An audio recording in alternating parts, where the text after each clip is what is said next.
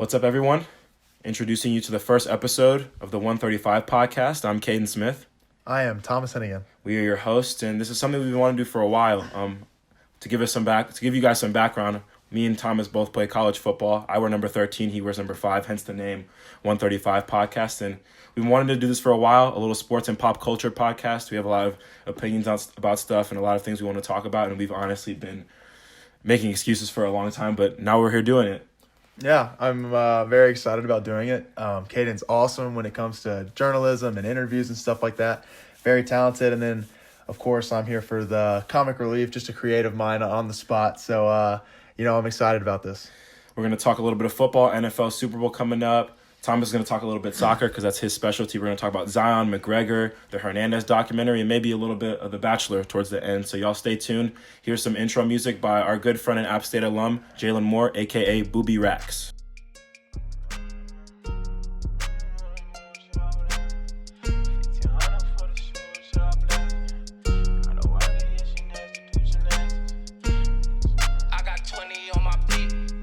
$1,500 for the shoes if you was asking. Don't get confused cause I'm a school, I blast you. I got a team full of shooters, I'm the captain. Where I try and get cold enough. All right, let's get started first with the AFC Championship. Chiefs won 35-24 to the Titans. Mahomes is clearly that guy. Led the team in rushing and passing, of course. 294 yards, 3 touchdowns, 53 yards on the ground, and a touchdown. So, I feel like the Lamar season kind of shadowed Mahomes' greatness this year, and I feel like we have to say Tom Brady's the GOAT and stuff, but do you think it's too early to just say, flat out, Mahomes is kind of the best in the league? If you sit down and you watch the Chiefs play and you watch Patrick Mahomes, because, living in North Carolina, we don't get all the Chiefs games. We don't have a bunch of Chiefs fans over here. My brother-in-law works for the Chiefs, so that's when I've kind of started, and, he started working there when Mahomes got there. So that's when I started paying attention to him a little bit more. And I think if Patrick Mahomes wins the Super Bowl, that will solidify him as the new face of the NFL. I think it's interesting when you look at, because there's so many personalities, so many talents around the league. Obviously, you got, when you have Tom Brady, Lamar Jackson, and Patrick Mahomes all in the same conference, it's kind of hard to, pick one out of that. But, obviously, Lamar, MVP type season, and then Tom Brady, the greatest of all time. But Mahomes is definitely making a name for himself when it comes to the face of the NFL. He's reminding me of Curry almost when he had his MVP season to start off with. Just special. You see him out there and you're like, all right, this dude's special. And I'm pretty sure he's the best. Early on, people weren't saying Curry's the best out right now because there was LeBron and there was things like that. But then when you see them shine in the postseason, that's what says it. And I feel like with quarterbacks especially, you're judged on what you do in the postseason. And I feel like if Mahomes wins this Super Bowl, then he's going to be on a trajectory where he's going to have a postseason resume that adds up with everybody else. And it'll be pretty undoubtable. Yeah, I think so too. And, the Chiefs, Andy Reid, great coach, hasn't got that Super Bowl yet. And I think this is the team that can do it. But that's a really good comparison, him to Steph Curry, because both of them coming out of college, Texas Tech, Davidson, obviously, Texas Tech, a bigger school. But when you talk about football, no one really heard about this Patrick Mahomes guy coming out of college. That's another thing similar to Curry. No one quite heard about him like that either. Exactly. And there was no Heisman hype about him. There was no first overall pick about him. He slipped later into the draft, and people on draft day were confused. We watched that draft and we were like, "Wow, that's a bold move." Yeah, Patrick Mahomes, and then here he is making defenses in the NFL look silly. So definitely just a bizarre talent with the no look passes and stuff. But he's going to be good, and he's going to be good for a long time. So Derrick Henry was held to 69 yards this game, and obviously San Francisco is who Kansas City is going to play in this game. Do you think with the rushing attack that they put on, do you think Kansas City's defense, which I think is everyone's pretty much only question mark with this team, knowing what Mahomes can do and what that offense can do, do you think that they can hold up against San Francisco? Well, if you look back to the 2018 season, that was the problem with the Chiefs. They couldn't stop the run. They didn't have a defense to back up Patrick Mahomes and that offense's greatness. They came to play, and they were ready to rock and roll when Derrick Henry was going to show up and, frankly, do what he's done, the whole second half of the year. And what an unbelievable finish. 1,200-plus yards in the last 8 games. That's really unheard of when you think about it. But, I think Jimmy G only had to throw it 8 times? Yeah, he's 6 for 8. Yeah, 6 for 8 against the Packers. As bad as the Packers defense played, I think you give the Chiefs D coordinator 2 weeks to prepare. it really could go either way. Playing defense myself, I think the biggest thing I saw out there was like those dudes weren't scared of Derrick Henry at all. Like, No. they were not scared to hit him. And obviously in the Super Bowl coming up, Jimmy's probably gonna have to throw the ball more, and obviously they're not gonna run for the way they ran on Green Bay. Yeah. But they look pretty fearless, and I feel like they met their match as far as a running back goes, and I don't think they're gonna see anybody bigger or badder than Derrick Henry. So that gives me a lot of confidence going into it. Do you feel going into next season, what do you do if you're the Titans? You keeping Tannehill? How are you retooling, I guess, if you're the Titans? Because this run was pretty, like, no one saw it coming. Yeah, I think you keep Tannehill. I mean, you have Mariota, so a backup like that has proven himself in the league. I mean, obviously not a starter, and it was a big-time coaching move to make the trade for Tannehill and make him the guy, during this season. And I think it paid off for him, and I think that he is a really good quarterback in this offense. I think they take a quarterback later in the rounds, a pro-style quarterback, maybe like a Nate Stanley out of Iowa. Big Iowa guy. No bias there. No bias. But, I mean, if you look at the way they play behind Derrick Henry. So the quarterback, I mean, while it's the quarterback and it's a quarterback league, Derrick Henry runs that offense. You want to know what I do if I'm the Titans? Yeah, I do, actually. What do you got? I think this would just be so good for football. Probably won't happen, but if I'm them, I'm getting Cam. I'm not going to lie. If you get Cam Newton back there, Cam Newton to the Titans. Trade a couple people around. Imagine that backfield. That's the biggest backfield that's going to be in the league. You're going to have the Cam. biggest backfield, but Cam's a Panther, and he deserves to stay a Panther. He's got 2 years left in the tank. I know he does. I don't see him working well with Matt Rule's system. I just don't. With what they have, Christian carries that team. Yeah. And that's the identity of that team. And I feel like if you're the Titans, you're like, okay, we didn't see this run coming. We clearly have a good defense and an offensive line, which is Cam hasn't been protected very well in his career at Carolina. No offense, my guy, but dude's been getting hit left and right.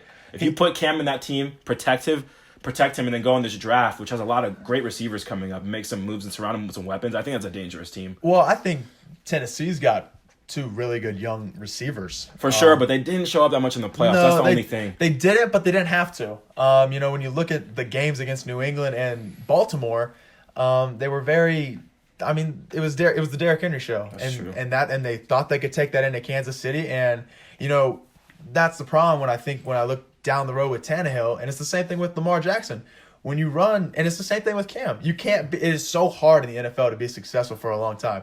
That's why Aaron Rodgers, Tom Brady, guys like that are so rare. Yeah. I mean, you don't find guys that can be that successful for that long doing what they do, because the NFL is constantly changing, schemes are constantly changing. So I think guys like Lamar and, and Cam, they get figured out. Their tendencies get figured out, and defenses are, these D coordinators aren't idiots. They can see film and they see what's coming. So, and I think that's what happened to Tennessee. So for Tannehill to just rely on play action, have to throw it only a few times a game, it's going to be hard for them to be successful long term. All right, let's move to the other game. Minshew Mania was pretty good, but Mozart Mania is, I think, a little bit better considering it's in the postseason. Dude had 29 carries, 220 yards, and 4 touchdowns. Out of nowhere. Broke hella records. Out of nowhere. Clearly, Jimmy G's going to have to throw the ball a little bit more in this next game, I think. I think, like we just said, they stopped Derrick Henry in his tracks, and I think it's going to be a little bit tougher to see Mozart doing things like that. What do you think the San Francisco needs to do with Jimmy G in this game to win? I think, first of all, what the San Francisco 49ers did really good, and I saw Garoppolo come out and say this, me tearing my ACL was probably the best thing that ever happened to this organization. Tore his ACL. They end up getting an early draft pick. Bosa is the pick. And not a bad player. Completely changes the whole franchise, because now you got Richard Sherman in the secondary, you got 2 really good linebackers, and then that D line. I mean, obviously they've had some injuries. Shout out to Ronald Blair. I mean, tough injury to face, but Bosa's handling his own, and I think Jimmy G is a good talent, and I don't know if he is going to be able to drop back and throw it for you 30 times a game. But that Saints game, though. No. He did it. He did it, but I think the biggest trade they made, the best move the 49ers made all year, was trading for Emmanuel Sanders. That was huge. He completely changed because, I mean, obviously Deebo Samuel is beast. He's had an elite rookie season. But having Emmanuel Sanders on the opposite side to complement him, and then, I mean, you got the best tight end in the game, George Kittle. Another Iowa boy. My God. They're everywhere. They keep springing up. These Iowa guys. when you have a tight end, I mean, and Kelsey's just as good, but when you have a tight end that can block and just completely move D linemen out of the picture and then be as athletic and run after the catch, I think they're going to have to find ways to get Debo the ball, and I think they have to get Kittle the ball. Yeah, Kittle. The thing with Kittle, though, is he doesn't even need the ball to be dominant. I mean, Exactly. In this game, he was blocking Yeah. left and right, didn't care whose size it was. He's like the way Gronk was about running routes and catching the ball. That's how he's about blocking. Like, he's not playing. No. More about this game. Green Bay and Rodgers just didn't look right in this game, and it really had me thinking, like, how many more seasons do you think Rodgers has? You know, because they finally put a defense behind Aaron Rodgers this year, 13-3 in the regular season. You know, didn't really have a big name on the offense. Aaron Jones kind of came out of nowhere, had a really good year at running back, but didn't really have a big name receiver other than Devontae Adams, who I don't know. There's been some speculation whether how healthy he's been this year. Yeah, that's true. But Aaron Rodgers, yeah, I mean, well, him, Drew Brees, and Tom, you know, they're all kind of getting to that age. But I think Aaron Rodgers at least has one more, maybe two more in the tank. But, you know, it was a good Packers team. But like you said, they just didn't look like themselves that whole night. I think with Rodgers, I think what keeps these quarterbacks playing, we talk about Tom Brady playing so long, Drew Brees playing so long, even when Peyton Manning was still out there playing. Yeah. What kept them playing is their teams were relevant. They were in the Super Bowl. They were playing for wins. And I feel like eventually this Packers team just hasn't surrounded him with enough weapons. Even though they won the Super Bowl, they weren't stacked. No. That was just him putting the team on his back. I just feel like he can't do this forever. Yeah. And I just don't see him doing kind of like what Eli did. Just playing until you can't play no more, until someone gets it. I just don't see him doing that. I feel like there's a part of me that wants to think, if he doesn't keep his team in the playoffs and relevant, he's not going to want to play there. Yeah. Or at all. I don't know. He's one of those guys that I can only see him in a Packers jersey, though. I don't see him. I don't see Drew Brees. And quite frankly, all this Tom Brady speculation, I don't know where he's going to go. But same with Eli. Those are guys that are one organization, and, you know, that's who they should be with, and that's who they should retire with. My counter to that, though, is I feel like no one could see Peyton Manning outside of that jersey until he did it. Yeah. You can't see anybody out of that jersey until they do it. You can't say LeBron outside of a Cleveland jersey until he goes to Miami. Next thing you know, he's on the Lakers again. True. So, I mean, I feel like you can't see it until it happens. True. I feel like same with Brett Favre. Yeah, you know, exactly. another one. But, yeah. It'll be interesting to see where these quarterbacks land and how long they continue to play, though. I think it's clear that 49ers defense is legit, and they held Green Bay scoreless. If you had to just choose right now, gut feeling, we'll get more into depth in the Super Bowl in the next episode. Probably, who do you have winning the Super Bowl? I think that, you know, statistically, you look at it in the last 20 years, the top defense is 15-5. Yeah. 49ers have the better defense. However, I think Mahomes Mania brings this one home to Kansas City. I'm going to go with the Chiefs. I have the same kind of logic. I mean, the defensive play, I'm a defensive back. The defensive side of me wants to say that San Francisco defense is going to win it because defense wins championships. That's what we historically know. Yeah. But I feel like every year of football, that just keeps getting crushed and crushed and crushed. Yeah. You have to play complementary defense, complementary. But I feel like San Francisco does complement each other well. I feel like their defense plays well off of their offense. And I feel like if you look at Super Bowl winning quarterbacks, it's not a ton of people that are like Patrick Mahomes' arm talent, throwing the ball around and carrying their teams. So it wants me to. I want to say that I'm leaning towards San Francisco. I think, but then there's Mahomes, who's a special talent, and I know that San Francisco hasn't seen anything like that this year, and I just can't. I don't feel comfortable betting against Mahomes right now. Yeah. So I think I'm gonna just. If I had a gut feeling right now, just watching both games, I just like what I saw out of the Chiefs better, and I feel like what the 49ers did can't be replicated. Yeah, I think when you look at the Chiefs, they're just matchup problems across the board. Yeah. Kelsey, big as hell. How do you guard him? I mean, it's the same thing with Kittle, but Tyreek, fast as hell. You can't guard him. Who's guarding Tyreek Hill? I mean, and Sherman's older. And then Damian Williams. Watkins. They have I mean, everybody. They've got athletes across the board. And I think, you know, the Chiefs defense, while they haven't been an elite defense the entire year, They've been getting the job done. they have players. You know, Tyrann Mathieu. Not scared. They've got players over there. And, you know, the D-line really impressed me against the Titans because I didn't think anyone could mess with the Titans offense until they did. Yeah, exactly. All right, so that's enough football talk. We're going to talk about the other football, soccer. Thomas, I'm going to stay out of this one a little bit. The real football. I'm going to stay out of this one, let Thomas do his thing about soccer because I don't have much to say. But Thomas, take it away. Tell us a little about what's going on in soccer. First of all, I'm going to put you on the spot a little bit. I want to know.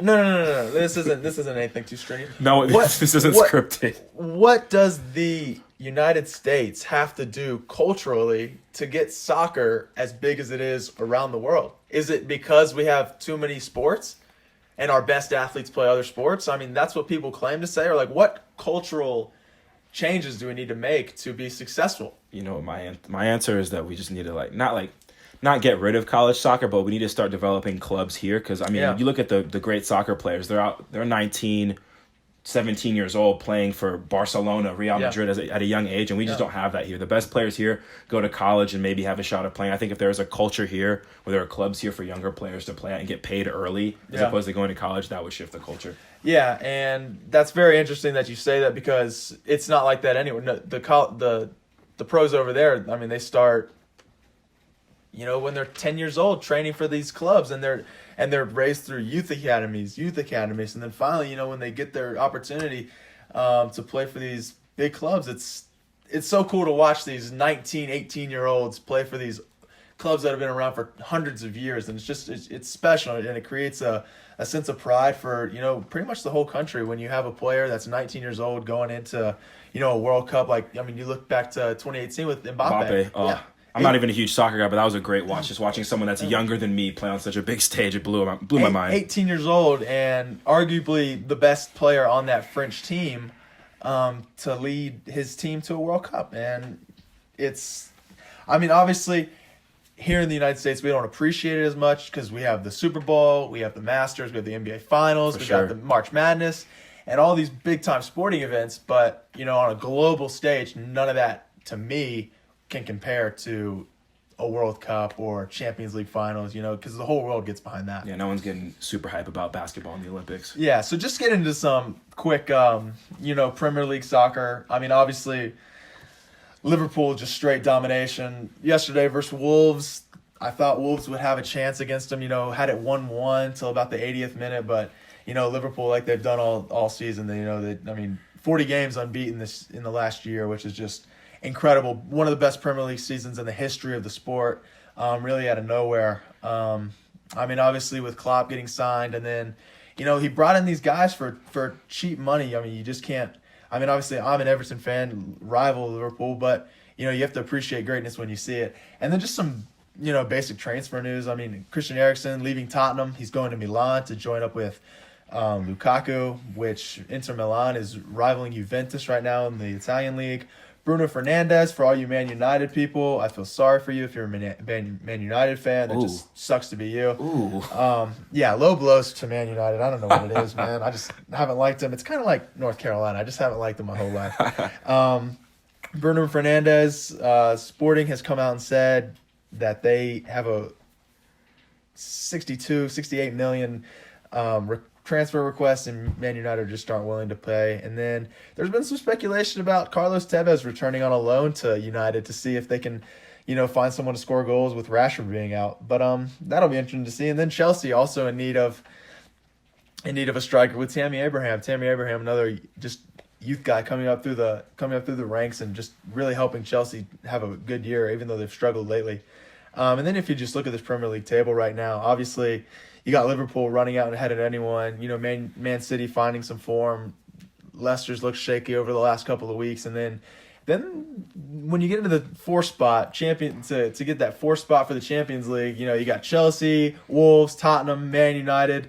They're all just kind of, I don't want that fourth spot. They're fighting to lose it. So it's going to be interesting to see how this season finishes. That's pretty much what I'm excited for.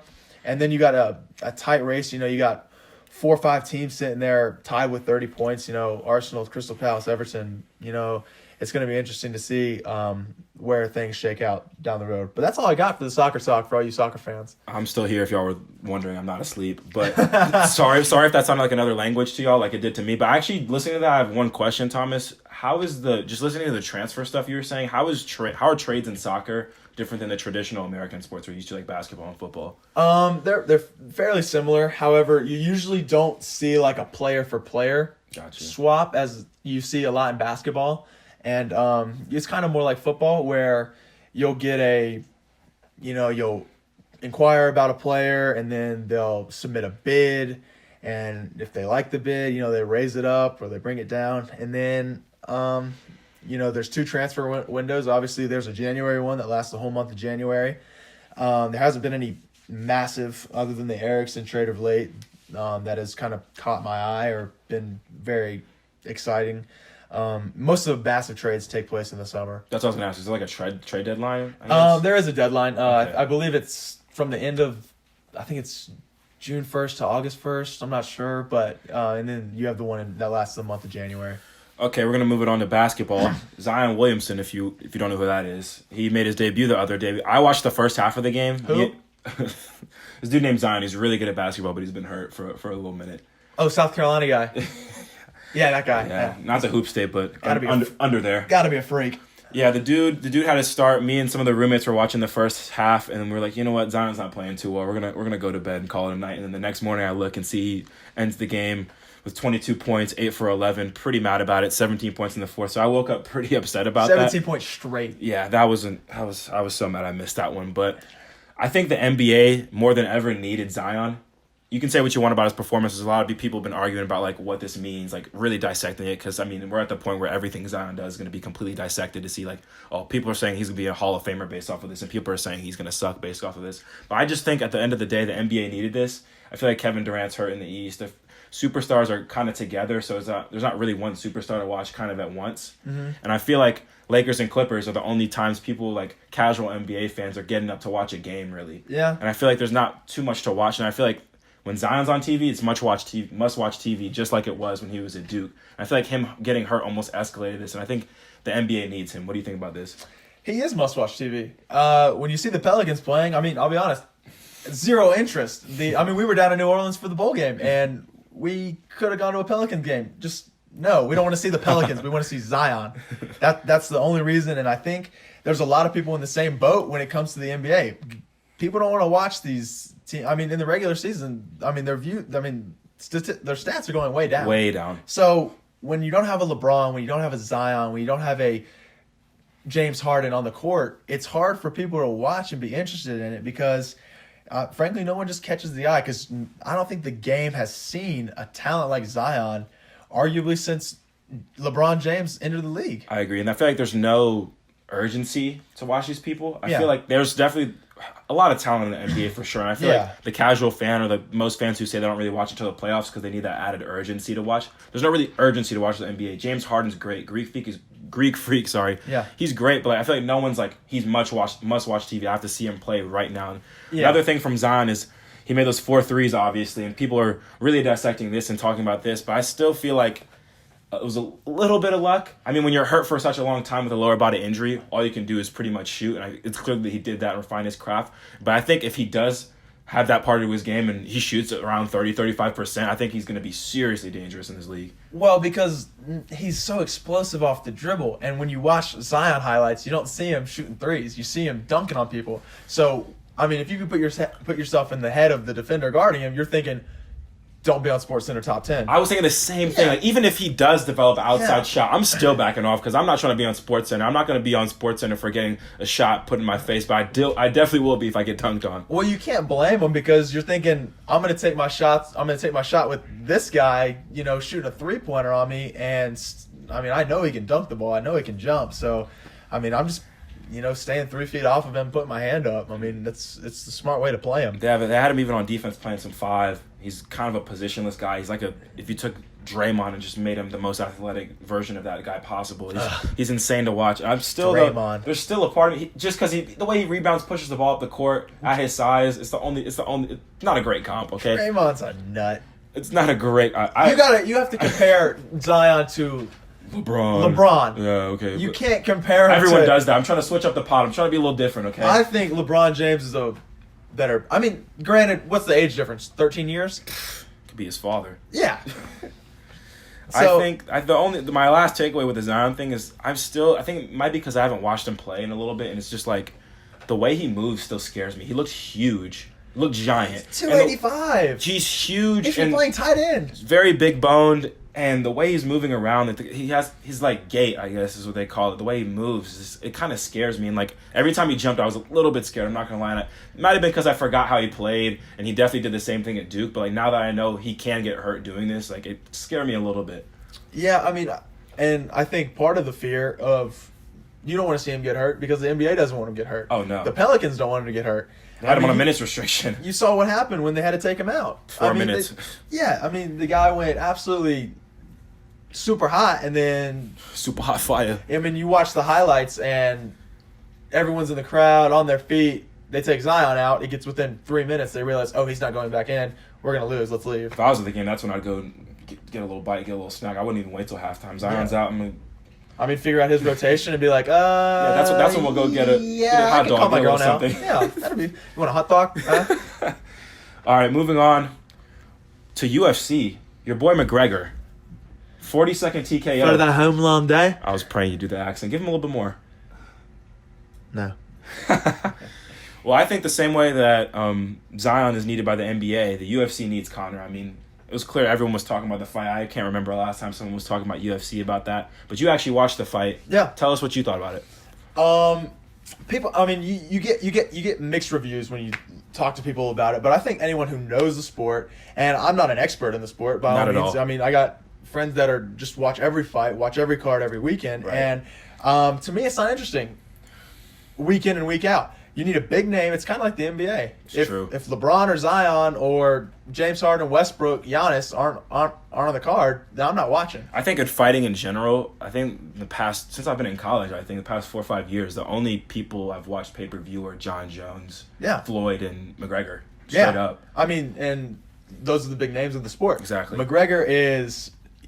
People haven't seen a personality like this in the sport, since who knows when. I mean, he completely changed the income of UFC. He made it a real primetime sport.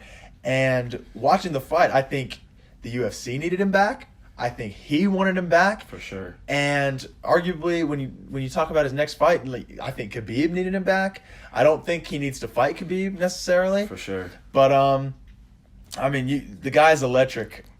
He is... How about them shoulders? Little collarbone throws. Let's ask Donald Cowboy what he thought about the shoulders. I've never seen nothing like that. I don't watch many sports, but I've never seen like that. I'm pretty sure that collarbone would have broke my nose. Well, they asked him after the fight. They were like, have you seen anything? And he's like, no, I don't know where he learned that. Broke his nose in the first... how are you going to fight with a broken nose after the first 5 seconds of the fight? It's nuts. Dude pulled up and did the Lil Uzi shoulder move on dude's face. I ain't never seen something like that. But my other question for you is, you paid for the fight. You chipped in with a couple people and watched it. Yeah. It was a 40-second knockout. Do you still... do you think that's good for the sport? Or how did you feel paying for a pay-per-view and then it's over in 40 seconds? I think anyone wants to see more action. But, pulling from McGregor... like I was super excited to see him win. And True. I think that proved to people that he is back. He was not supposed to mess around with this guy. Cowboy, great fighter. He's got records for most time wins. So obviously he's got a resume behind him. But when you talk about McGregor and how he fights, his fights, he wins off of knockouts. Yeah. So you're not going to see him, you're not going to see him go 4 or 5 rounds waiting on that knockout, even though I think he has the capability to do it. But if you watch the Floyd fight and you watch the Khabib fight, his win has been an issue. Yep. So I think it was good for him that he was able to get this win out of the way earlier. And I think it really kind of spoke out and made people realize this guy is still potentially in his prime. So did your excitement for it kind of shadow the fact that you just paid money for 40 seconds? Is that what you're concise? Well, I think if I was sitting in my living room at home, spent $65 of my own money off of it, I think I would have been a little more upset. But the card itself, because you get 5 fights with the I think it was $65. We split it 6 ways, so what, $10? Yeah. So I wasn't upset about it. The card was pretty good. So watching Holly Holm and then watching the boa constrictor, it was pretty interesting stuff. Okay. I feel like it kind of is good, because I feel like 40 seconds is definitely not what you wanted, from watching it. But I feel like it's almost like with fighting, the anticipation is so because you have the press conferences all week and there's nothing I don't know what it is, watching an NBA player walk through the tunnel before finals doesn't get anybody hype. No. Or watching a football team, maybe watching a couple football teams run out the tunnel with the smoke and stuff, and it's kind of hype. But I feel like there's nothing that compares to watching a fighter come to that ring with their music playing. They're clearly locked in. Yeah. There's nothing that beats that anticipation. And even for it to end in 40 seconds, the hype was still there, and it didn't matter when it was going to end. Yeah. Because a knockout, when you get a knockout, it's just hype. It's almost like watching a basketball game, and there can be a game winner at any point. You know what I mean? The excitement you get from a game winner 40 seconds to a basketball game. Like, oh my God, that was crazy. Like I feel like you got that out of this, and I feel like that's why it's still kind of worth the money and still worth the hype for sure. And I'm not a baseball guy, but I mean, how rare do you see a walk-off home run? Exactly. I think knockouts are definitely more common in the UFC, but the excitement's still there. It's a walk-off in the first. Yeah. That'd be dope. Walk-off in the first. All right, so we're going to move on to a little bit more pop culture, even though this is a little bit still sports. We're going to talk about this Aaron Hernandez documentary. Get ready. That came. Oh, you have some hot takes? Yeah, I mean, Aaron Hernandez, everyone's talking about it. Is he gay? Is he not gay? Yeah. I mean, there was a lot of aspects to it for sure. Aspects. Come on, bro. Oh, sorry. All right, so my first takeaway just off the gate before we even get into any of the complicated... Can't wait to hear this. The introduction song I hated for some reason. I didn't like it too. Like if you listen to the intro song with your eyes closed, you would think it's for a Disney movie or a Disney show. Like it was this very did Murder on My Mind by Melly. Oh, too soon. It was just wake up in the morning. It was like very angelic. Like like if you close your eyes, you would think it's about to be something happy, but it's about a dude like killing people. It was like I was about to watch Narnia. It was the intro song just set me off gate, and then. What really, my biggest takeaways that really had me shook, the phone calls were crazy. Like all of the calls he had, the collect calls from prison, those are always like interesting and juicy listen. But the ones with his mom specifically had me shook. Like I couldn't, like the way he was talking to his mom, like I know what she did when his dad passed away and she had brought another dude in the house and like, but the talks with his mom, talking about to hit his mom and like things like that. The stuff with his mom, that violent nature was just like shaking to hear, and I just don't know anyone who would talk to their mama like that. I know I wouldn't talk to my mama anywhere close to that. Lisa Hennigan had me outside the house, I'll tell you that much. Oh, but for sure. I think the guy definitely had a tough life. Oh, for sure. There's no excuse for what he did. That's the thing. That was my biggest takeaway. Is like they try to talk about his issues he had with his sexuality and like where it was growing up, where he was, and the CTE was like a nice, interesting thing that you definitely had to incorporate into that. But I feel like it's not like it was all nice information, but at the end of the day, it's not an excuse for murder, right? Well, I was watching the trailers for this, a couple of weeks ago, and I was like, oh wow, this is gonna be awesome. And I can't remember the last time I was really excited about like watching a preview for a show. Yeah. And thinking like, wow, I'm gonna sit down and watch this, And it just, I don't think the directors, did their best work with this. I think it was kind of all over the place as far as, you bring in this guy who may or may not have been his high school quarterback. I still don't know. That guy set it off. Yeah. Me and Aaron were experimenting, and then people come out and say this guy wasn't even at the high school when Aaron was there. Yeah, he wasn't at the high school, but he was a small part of Aaron's sexual life. I was like, bro. Yeah. And then as far as, you look at you can't claim CTE and the sexuality when he had so many opportunities to get around new friends and new people, so many people who wanted him to succeed, and he's still hanging around with these guys that were nothing but trouble with him. And, frankly, when you get a guy with a heated temper, trouble with drugs, and money, bad things are going to happen. You see it countless times. You're seeing it with Antonio Brown right now. I don't think Antonio Brown's going to kill anybody, but you never know. So yeah, I just feel like with all that stuff was nice information to know, but I feel like some people were almost using it that they interviewed as their defense. I feel like the only dude that kept it real was like Odin's friend with the long hair and the beard. Yeah, he was just straight up like, Aaron's fake. Like, I don't like Aaron. Like, he was keeping it real the whole time. I feel like other people were trying to use the sexuality and other things in his upbringing as excuses, but I feel like he did have it rough, and I'm not going to speak to the CTE part of it because we don't know yet enough research about how that makes people and how that could affect people, because they said it was one of the younger people to be diagnosed with it, but you can't use it as an excuse. And I feel like there's people who have come from rough neighborhoods, rough backgrounds, parents' problems, in and out of different homes and things like that, and they're not out here killing people. No, they're out here doing charity work. Yeah, you can't really use it as an excuse. And I feel like there's also a part of me that feels like it was kind of too soon. Do you feel like that at all? As far as what? Like them releasing it. I feel like the documentary too soon? I feel like it's a little too soon for it. I think so, because the only other thing I can compare it to is The People vs. O.J. Simpson. Yeah. And what is this? That came out 20 years after the fact? For sure. I mean, you got kind of a lot more research done about it and a lot more knowledge gained on the whole situation, but I think you're right. I think it came, 2 years after? Yeah, 17 is... So, I mean, who's to say, like, after this documentary gets dropped and then some more information gets brought to life? Exactly. Because they only interviewed 5 people throughout the whole thing. Yeah, it was. You were only getting a select information of what Netflix wanted you to hear. I feel like even if you wait a little bit longer, you might even get better information. Because some people, I feel like some people, especially people like Urban Meyer, people that were involved with him in sports that still have a very deep sports career, they're not going to speak out on this now because they still have a lot to lose.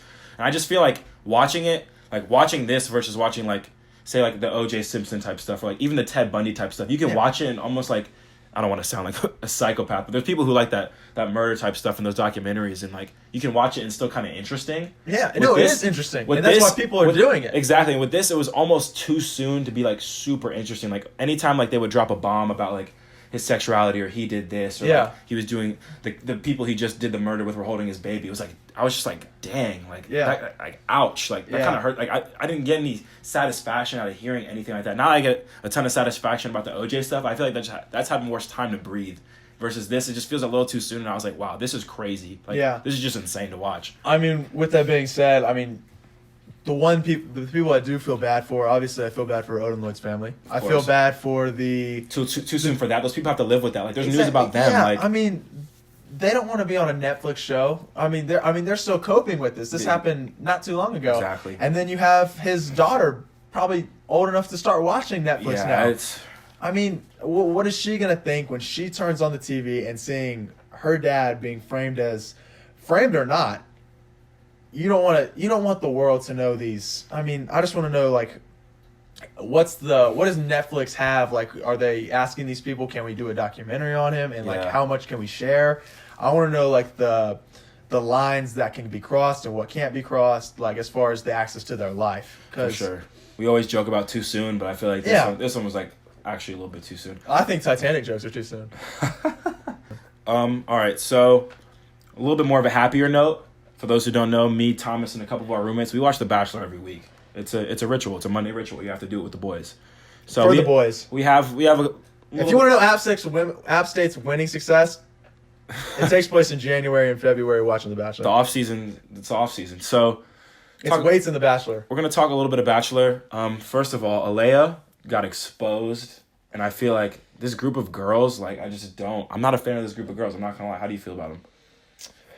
You know, I think that the producers are trying to stir up some drama to get attention. As always. I think there is a good group of girls that have yet to be seen by the camera. And that's what's hard about this show. I think that there are a lot more quality women than... Because when you think about this show and how they get viewers is based off of drama. For sure. There's no way they get 30 nutcases drug into a house to date this one guy. There's got to be some good souls, and I think there are. I like Madison a lot.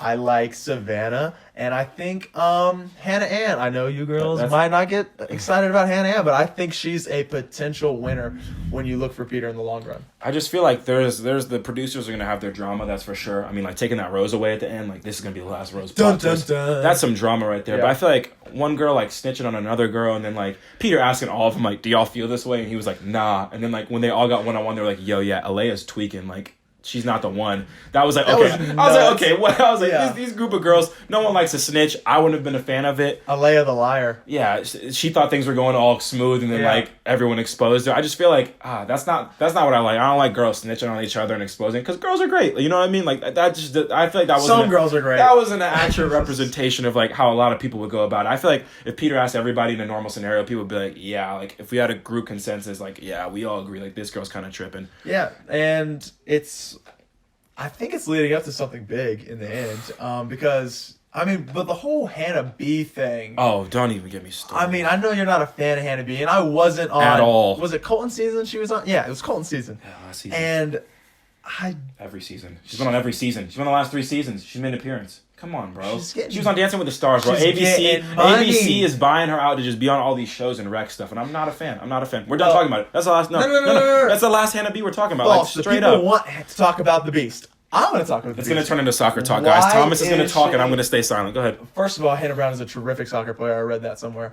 Call Cap. Anyway, I think she immediately regrets her decision by not taking Tyler, Because you saw what happened with Tyler. That dude blew up, and he's in every sorority house in America getting with whoever he wants. But, and because she goofed. Like, let's be honest, she goofed her entire season away. I'll speak on that, yes. She messed up. She folded. She goofed. And now I think, the Dancing with the Stars, obviously great for her. She was on Bachelor in Paradise. She's going to be on everything. She's going to be on ABC for a decade. Watch. And God. I wish her the best and hope she finds love. She came back for a third chance, and that's just not real life. That's not real life. Like, that's just reality. That's just reality TV right there. Like it's not real life. No. You can't just be like, oh, my first one didn't work out. Bet second one, oh, that like third one, no, like, come on. I'm still shook that she took Jeb. Yeah, she folded. I think we could all agree on that. She's just not a great decision maker. All right, so this group of girls also does a lot of crying. Not a fan of it either, but I feel like that's every girl. He said it's a little bit extra. Every girl. It's a little bit extra. Girls. It's a little bit extra this year, but I feel like I have no favorite in this because the last couple episodes there's been girls talking about each other and this and that. I feel like girls haven't really been able to open up themselves to Peter except for like deeply emotional, like crying about stuff. Like it's just a lot right now. I'm waiting for the season to get better. As far as the girls talking about each other, here's what I would do personally if I were Peter. If I was the Bachelor, here's going to play like the game. We can make this a game every week. Like if I were the Bachelor, what would I do? As soon as a girl comes up to me and starts talking to me about another girl, like another girl's name comes out of her mouth, like you're gone. Like you're not getting a rose straight up. Because like I didn't come here to talk to you about other girls. Like I came here to talk to you and get to know you and find my fiance. So that would be my rule. And I would say that off gate. Like listen, if you have problems with the other girls, y'all gonna have to figure that out yourselves. Because like don't come to me about it because I'm here for y'all individually. You know what I mean? I mean, Kaiden did say this like while as we were watching it, and it was a pretty good idea. Would the producers go for it? Probably not. But that's just my idea. See, that is one of the things that kind of caught my eye is, I want to know how much the producers are telling them, and I would venture to guess that they're saying a whole lot. Yeah, for sure. But I mean, Iowa chick and the champagne bottle. She let down the state of Iowa. That was good TV. That was good TV. That was not good TV. That's not good drama. You want to talk about all these girls, but then you think that, oh no, she's gonna ball over a bottle of champagne and call this girl fake. All right, it was good TV until the crying started happening, and they're having a face-to-face conversation, crying to each other about a bottle of champagne. Give me a break, I don't think Hannah intentionally tried to take her bottle. I don't think so. Or intentionally tried to cry about it. Like, come on, like that was a little bit extra. But Peter, if you're listening, bro, if these girls start talking about other girls, bro, they're not worried about you. They're worried about each other. You need a girl who cares about you. You don't need your head to be all messed up like it was last episode, worrying about, oh, is this girl who she really is? Da da da da. Like, should I trust the other girls, these opinions of these other girls? Because quite frankly, if I'm on the show, I'm gonna talk trash about the other girls to get them off of there. Like it's a game. Like it's really a game show. It's a war. Exactly. And in a war, like people gonna have to take the fall. Like I'm trying to shine. So, and that's what I mean. You really see like people. I mean, arguably like people. I mean, because what is interesting is Hannah Brown was made out to be this like freaky weird girl on her season, and then when she comes back as the Bachelorette, everyone loves her. So like the producers can alter and change what people see. They didn't alter me. I'm telling you one thing. As soon as Hannah B messed up that toast, that was it for me. It was girl could not say a toast. That was it. That was it for me. That was when I jumped off the bandwagon that I wasn't already on. So did Colton and Cassie get married? I think they're still engaged, are they not? I don't know, but I did call that one early. I know Jordan and JoJo are killing it. That's my favorite Bachelor couple. But regardless, talking about this season, McKenna and Natasha just need to go bye-bye. Oh, that's who you're cutting off? Natasha reminds me of Onyeka from last season. Just a tough watch. Just a nutcase. A tough watch. I feel like they're trying to keep some of those girls around, obviously, for the producer's sake. But I think, dude, whoever's talked the least, whoever's voice I've heard the least on the show, that's who I like the most right now. Because the girls they've been putting on camera have been crying, stirring stuff up. Do you like Madison? The girl from the first date? Oh, when like the first date that was like an at-home date? Yeah. Took her to the house. Yeah, took her to the house on the first day. I feel like they're doing the season backwards, but yeah, I liked her. She didn't like open up too much on the first date. But she got thrown into like a fire almost. Oh, first date, meeting the parents, renewing the vows. That's the vows? That was tough. Yeah, I'd arguably take my wife to that. I like her. That's a whole lot of family. Yeah, that's a lot of pressure for sure. I feel like she shined in that moment, but I just kind of heard some talking to some girls, they're not huge fans of Peter. Ooh. Is Peter the problem? I like Peter. I think he's been a good Bachelor. I like Peter. I think they handed him an interesting bunch. I think I've seen like a stable head and a confident side out of him, but Enough emotion, not too much. Just enough. I've just heard some girls say, maybe not manly enough. Oh. And I'm just thinking Whoa. well, not everyone's Big Colton. I mean, he's a pilot with a beard. I mean, that's pretty tough. Is that a beard? He's trying. Yeah, he is. I think it's solid. It looks fine. Better than mine. Better than mine. Similar. Nah. Similar beards. Similar. Peter looks like Thomas's brother, Peter Hennigan, if y'all want to look that information up, because I think it's real. No, false. False. Going out on a limb and saying false. Peter from The Bachelor does not look like my brother at all. All right, well, do you have anything else about The Bachelor? Lord, no. I can't wait for this season or this episode. Oh, who's the country dude they brought on? Chase Rice. Chase Rice. They were doing the promo and they show like Chase Rice, private date. And I'm like, no shot this girl's dated Chase Rice, right? So, and she was like, oh my God, I used to date Chase Rice. I was like, yo. Wait, actually? Yes. Okay, so she said that. She said that in the promo. They're like, she used to date Chase Rice? Yeah, that's some real juice. So now I want to know. Those producers went on Instagram and did some scrolling for that one. What crap has Chase Rice been doing with his career? The producers went on her Instagram and scrolled, found Chase Rice, and they're like, oh, bet we're throwing this on her. That has to be what they did, right? I can't wait for this week. Do you remember which girl? No idea. Okay. I was distracted by Chase. No cap. Wow. Yeah, we'll see what happens, man. All right, I think that's it. 45 minutes. Did some damage on this episode. 45 seconds. Spin that. That's the first episode of the 135 podcast. I hope y'all enjoyed. We're going to have another episode coming soon. Try to get on as many platforms as we can so everyone can listen, because I know YouTube's not the easiest thing to listen to things on. Not everyone has SoundCloud. So we're going to try to get that to as many people as we can. I think the first episode went great. Thomas, how are you feeling? I'm excited about where this is going. Yeah. We're going to try to do this as much as possible. I'm Kaiden. I'm Thomas. And that's our app. The situations that I grew up in was tragic. I had to hop up off the porch, I had to have it. I seen them dope boys in that Porsche, I had to have it. My shooter birthday, I bought him an automatic. I seen his face, he anxious, he can't wait to